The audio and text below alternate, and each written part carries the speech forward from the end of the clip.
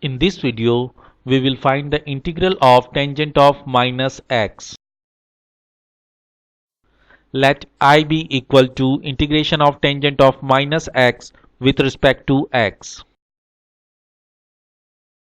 As we know, the trigonometry identity tangent of minus theta is equal to minus tangent of theta.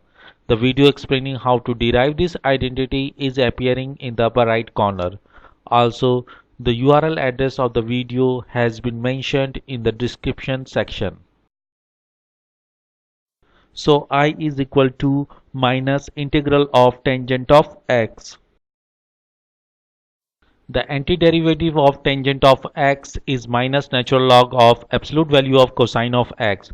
How to find the antiderivative of tangent has been explained in the video appearing in the upper right corner of this video. The link of the same video has been given in the description section as well. So I is equal to minus of minus natural log of absolute value of cosine of x.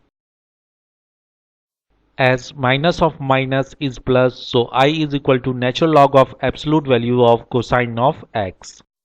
And then added capital C, which is the arbitrary constant of indefinite integral.